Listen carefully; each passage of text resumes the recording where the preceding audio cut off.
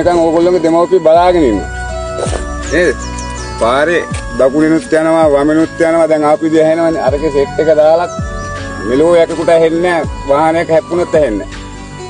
පාර පුරා තමයි ආවේ කට්ටිය.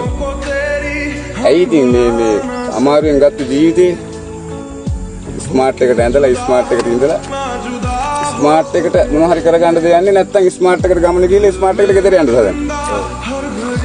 කැමති කොහමද? පරිස්සමට ගිහින් කොහොමද? වැඩේ වෙනවා කියලා ෂුවර්ද? ෂුවර්ද? අවංකවම? අවංකව. බොරු. කොල්ල බොරු කියන්නේ? කොල්ල තමයි කියන තරම කෙල්ලොන්ට බොරු කියන්නේ.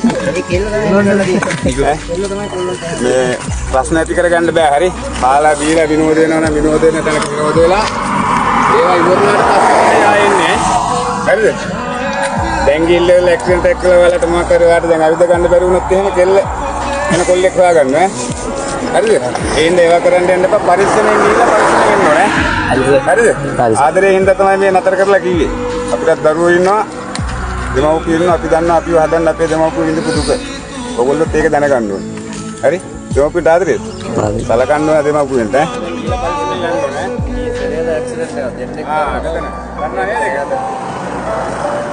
ගෑන් එකයි බස් එකයි යතුනා දෙන්නෙක් මරුණා 24ක් හොස්පිටල් එකේ. දවස් 5ක් 6ක් ඉඳි හොස්පිටල් එකේ යාළුවෝ ඇවිල්ලා. ඉතින් ඉතින් දෙන්නේ යන්න බෑ ඉන්න තරම් සල්ලිත් නැහැ ඒගොල්ලෝ. නේද? ඔය ඔක්කොම ඉතින් කොහොම ආවෙන්න එකතු කරගෙන කීයක් හරි යන්නේ. හරි හරි පරිස්සමෙන් ගිහින් එක්කෙනා පස්සේ එක්කෙනා යන්න. मेरी